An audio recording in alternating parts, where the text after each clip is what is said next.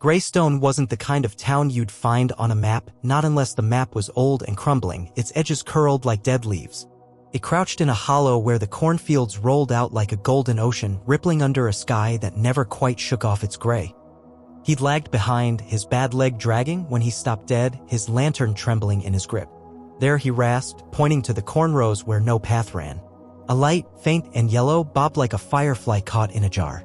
It moved slow, deliberate, held by a figure too tall, too thin, its edges smudged against the night. Carver said it didn't walk so much as glide, its arms dangling like ropes, its head tilted as if listening to a song no one else could hear.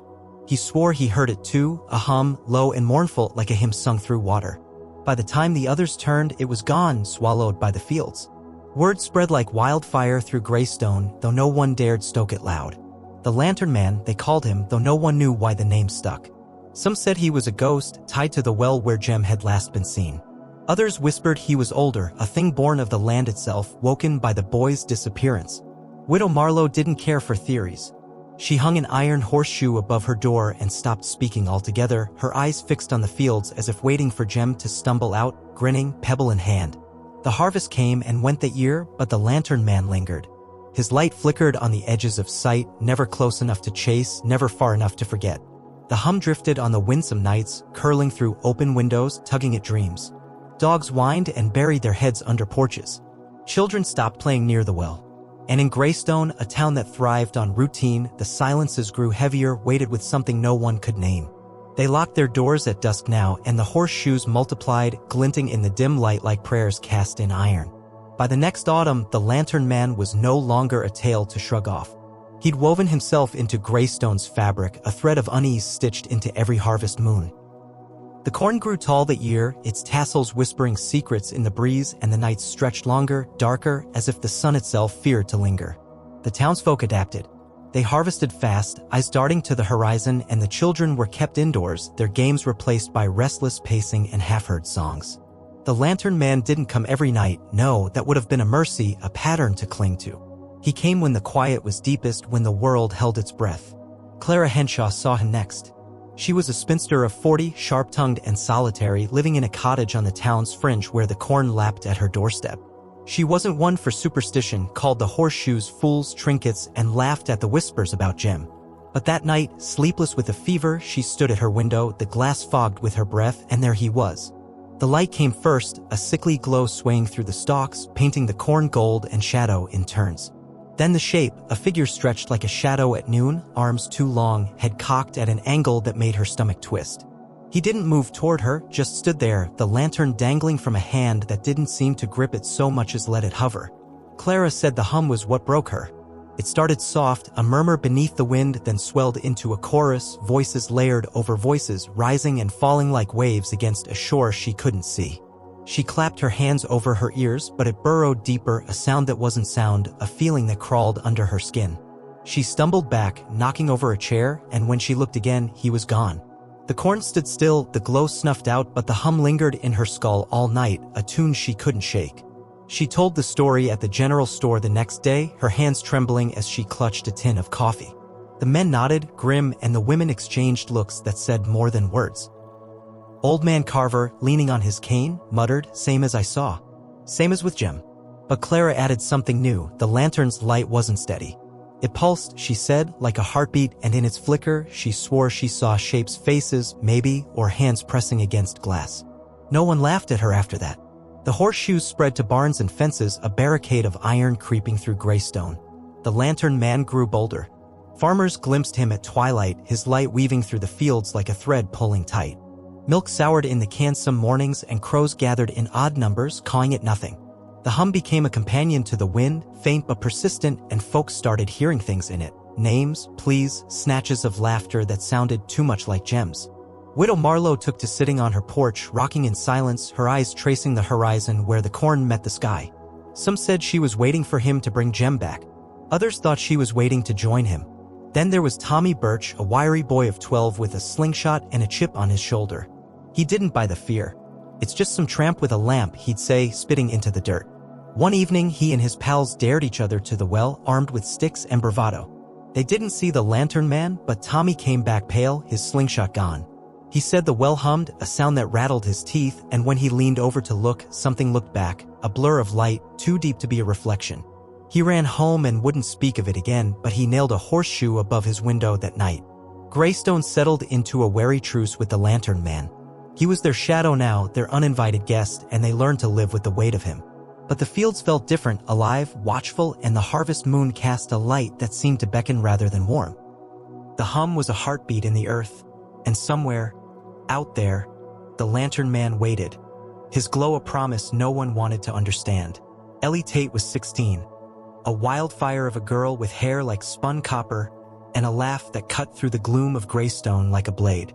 She was the kind who'd climb the tallest oak just to spit on the ground below, the kind who'd dance in a storm while others huddled indoors. She didn't believe in the Lantern Man, not the way the old folks did, with their horseshoes and hushed prayers. Swamp gas, she'd scoff, tossing her head, or fireflies playing tricks. You're all jumping at shadows. Her friends adored her for it, her boldness a light in a town dimmed by fear. That October, 3 years after Jem vanished, the Lantern Man was a constant specter. His light danced closer to Greystone, brushing the edges of porches, lingering near windows where candles flickered. The hum had grown teeth, sharp and insistent, threading through dreams and waking hours alike. Folks said it carried voices now, Jem's, maybe, or Clara's fevered shapes, calling from somewhere beyond the fields. The horseshoes gleamed everywhere, a forest of iron. But they didn't stop the feeling that something was closing in. Ellie had heard the stories. Jem's mitten, Carver's sighting, Clara's hum, Tommy's well. She'd roll her eyes and say, "If he's real, let's see him. I'm not afraid of a glow stick with legs." Her friends, a ragtag crew of teens with too much cider and too little sense, egged her on one crisp night. They'd gathered by the road near the cornfields, passing a jug and trading dares under a moon that hung like a chipped plate. "Go find him," said Pete, a lanky boy with a crooked grin. "Prove he's nothing." Ellie smirked, grabbed her flashlight, and stood, her shadow stretching long and defiant. "I'll find your Lantern Man," she called, her voice ringing out, "and I'll tell him to haunt somewhere else." Laughter followed her as she marched into the corn, the stalk swallowing her like a tide. Her flashlight beam sliced through the dark, a thin thread of courage, and for a while they heard her crunching steps, a snatch of a song she'd made up on the spot, Lantern Man, catch me if you can." Then silence. The laughter died, replaced by uneasy glances. The jug sat forgotten in the dirt. They waited, the night pressing in, the corn whispering secrets they couldn't decode. An hour passed, then two. The moon climbed higher, cold and indifferent. P called her name, his voice cracking, but the fields gave nothing back. At dawn, they crept in after her, hearts pounding, expecting to find her sprawled drunk or laughing at their worry. Instead, they found her flashlight in a clearing, a circle of flattened corn, like something heavy had stood there. The batteries were dead, the lens cracked. Beside it was a footprint, long and narrow, sunk deep into the soil, as if the earth had flinched. And there, glinting in the first light, a strand of copper hair, tangled in the stalks. Greystone reeled. Ellie's mother wept, her father raged, but no one went back to search. The Lantern Man had taken her, they said, just like Jem, though no one could say why or where. His light grew brighter after that, a taunting glow that skimmed the town's edges, daring someone else to step out. The hum sharpened and folks swore they heard Ellie in it, her laugh, her song, twisted into something hollow and far away. Pete nailed a horseshoe to his door and stopped smiling. The cider jug stayed by the road, a relic of a night they'd never forget. The fields felt hungrier now, the corn taller, its rustle a chorus of anticipation. The Lantern Man wasn't a shadow anymore, he was a presence, a weight that bent the air. Some said he was collecting, building something out there in the dark. Others thought he was waiting, patient as the seasons, for the next fool to wander too close. Ellie's dare had changed Greystone, cracked its fragile shell, and the hum was a reminder. He was still out there, his lantern pulsing, his silhouette a question no one dared answer. After Ellie Tate vanished, Greystone armored itself. The horseshoes weren't enough anymore, not after her flashlight turned up dead and her hair gleamed like a trophy in the corn. Iron sprouted everywhere, nails hammered into window frames, old plow blades buried at property lines, chains draped over gates. The blacksmith, a grizzled man named Holt, worked day and night, his forge spitting sparks as he shaped crosses and spikes for a town that no longer trusted the harvest moon. Folks stopped saying Lantern Man out loud as if naming him gave him power, but they felt him all the same, a shadow stitched into their days, a hum that thrummed in their bones. The light was everywhere now. It flickered at the edge of vision, a yellow pulse that teased the corners of windows and barns. It didn't barge in, no, it hovered, patient like a cat watching a mouse hole. The hum followed, sharper than before, a sound that wasn't just sound but a pull, a tug at the edges of your mind. Widow Marlowe heard Jem in it, his giggle warped into a plea. Ellie's mother, Ruth, swore it was her daughter's voice, calling Mama from a distance that stretched beyond the fields. Even Clara Henshaw, who tried to forget her night at the window, caught snatches of that underwater hymn, a melody that made her lock her doors twice.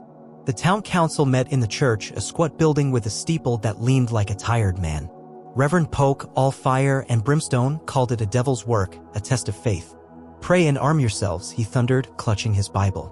But the farmers shook their heads, prayers hadn't brought Jem back, nor Ellie, and the iron felt more solid than words.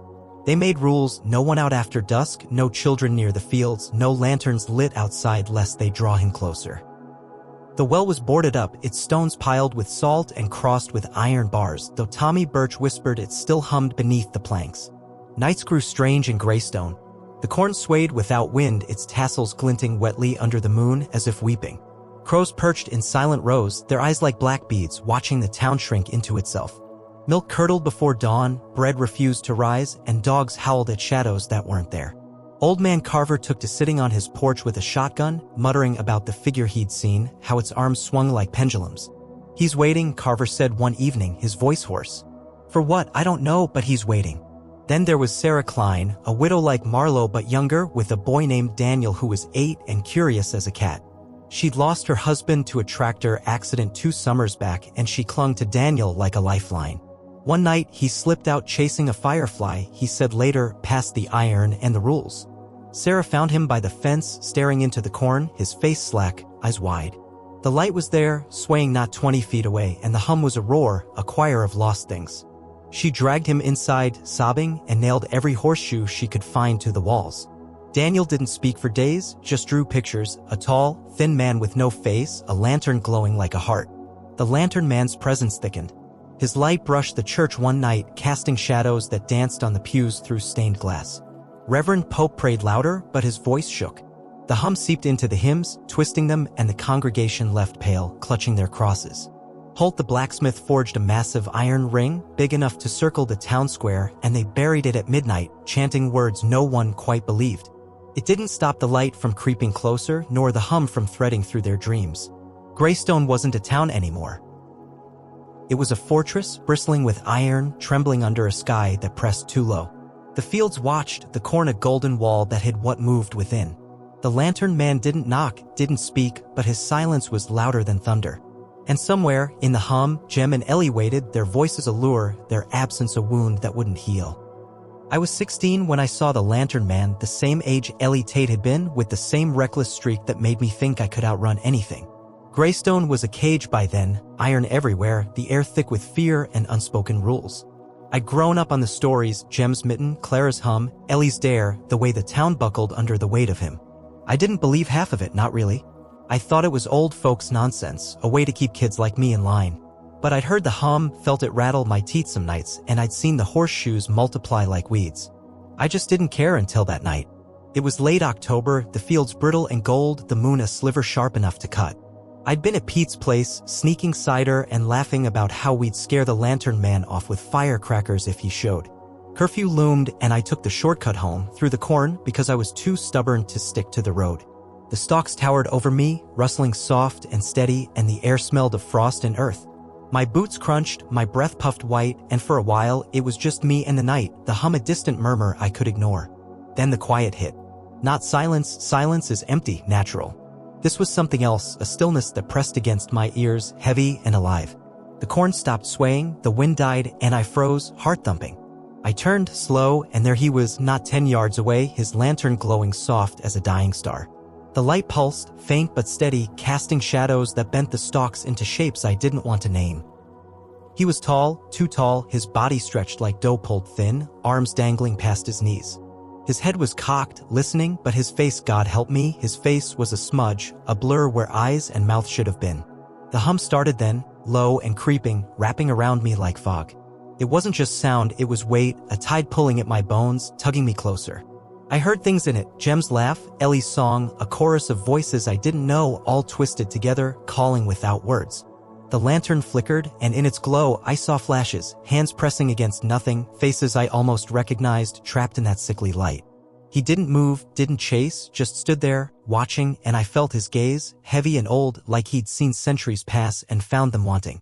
I wanted to run, but my legs wouldn't listen. The hum was in me now, a hymn I couldn't unhear, and part of me, some stupid, curious part, wanted to step toward him to see what he saw in that endless glow. Maybe it was Jem's giggle, sharp and sweet, that snapped me out of it. I bolted, feet pounding, corns slashing at my arms, the hum chasing me like a wave. I didn't stop until I hit my porch, slamming the door, bolting it, collapsing with my back against the wood. My chest heaved, my hands shook, and the hum lingered, faint but there, a thread tied to my skull. Morning came slow, gray and cold. I crept outside, half expecting footprints, but the corn by my house was bent low, flattened in a curve like something had leaned over it all night, waiting. A chill sank into me then, deeper than the frost. I'd seen him, felt him, and he'd let me go, or maybe he hadn't. Maybe he'd marked me the way he'd marked Jem and Ellie, and the hum was his way of saying I wasn't done with him yet. Greystone didn't sleep easy after that. The light danced closer, the hum grew teeth, and I stopped laughing at the stories. I nailed a horseshoe above my window, but it didn't help. I heard him in my dreams. Jem's voice, Ellie's taunts, my own name whispered soft and slow. The lantern man was out there, his glow a beacon, his silence a promise. And I knew deep down that he wasn't finished with me or with any of us. Winter crept into Greystone that year, slow and cruel, the fields stripped bare, the corn reduced to stubble under a sky like tarnished silver. The lantern man didn't fade with the harvest, he lingered, his light sharper against the dark, his hum a blade in the wind. The town was a fortress now, iron everywhere, its people shadows of themselves, moving through days with eyes down and voices low. The horseshoes gleamed, the church bells rang hollow, and the well stayed sealed, but none of it mattered. He was closer than ever, a guest who wouldn't leave, a question no one could answer. His light traced the streets some nights, brushing porches, pooling under windows where candles guttered out. The hum was a constant now, a heartbeat in the earth, carrying voices, Jem's, Ellie's, others lost to time, all woven into a tapestry of loss. Widow Marlowe sat on her porch, rocking, her silence louder than the wind. Ellie's mother, Ruth, hung copper strands of her daughter's hair in the window, a beacon or a plea. Clara Henshaw burned sage, muttering about shapes in the glow. And me, I stayed inside, the memory of his faceless stare a weight I couldn't shake. The lantern man changed us. Old man Carver died that winter, found stiff on his porch, shotgun across his lap, eyes wide as if he'd seen him up close. Reverend Polk's sermons grew wild, his Bible thumping against the pulpit, but his flock-thinned prayer felt flimsy against that hum. Holt the blacksmith forged until his hands bled, crafting iron rings and crosses, muttering about a wall to keep him out. Sarah Klein's boy, Daniel, stopped drawing, but he'd wake screaming, saying the light was in his room, watching. Greystone wasn't living anymore, it was enduring, waiting for a blow that hadn't landed. Then came the night of the frost when the air crackled and the ground glittered white. I couldn't sleep, the hum was too loud, rattling my teeth, pulling at me like it had in the fields. I stood at my window, breath fogging the glass, and saw him. Not out there, swaying in the corn, but here, his light pooling on my porch, inches from the door. The lantern pulsed, slow and steady, and his shape loomed, stretched and still, head cocked like always. The hum roared, a choir of the lost, Jem, Ellie, Daniel's whispers, my own voice twisted into something I didn't recognize. I gripped the windowsill, heart hammering, waiting for the knock. It never came. He stood there, silent, the light seeping under the door, the hum clawing at my skull. I heard Ellie's laugh, sharp and hollow, and Jem's giggle, stretched thin. I saw flashes in the glow, hands, faces, a strand of copper hair swirling like smoke. He didn't move, didn't speak, but he was there, and I knew he could have come in if he'd wanted. The iron above my door glinted, useless, and the night stretched on, endless. Dawn broke, gray and weak, and he was gone. The porch was empty, the light snuffed out, but the corn stubble outside was flattened in a circle, deep and deliberate, like he'd stood there for hours. The hum faded, a whisper now, but it never left, not really. Greystone woke to find hoofprints, not horse, not deer, etched in the frost, leading nowhere. The light danced again that night and the next, but he didn't come so close again. Not yet. They say he's still out there, wandering the fields, his lantern a lure for the curious and the lost. Some nights, when the wind carries that hymn, I hear them, Jem, Ellie, maybe Daniel now, their voice is a thread in the dark. I wonder if they're with him, guiding that light, or trapped in it, pressing against the glass of his lantern. I wonder what he's building out there, what he's waiting for. Most of all, I wonder what happens when he stops wandering, when he finally knocks. Greystone waits, ironclad and trembling, under a sky that never clears. The lantern man hasn't finished with us, and we haven't finished with him. His light is a promise, his hum a debt, and somewhere, in the fields, the corn grows again, golden and tall, bending toward a glow that never fades.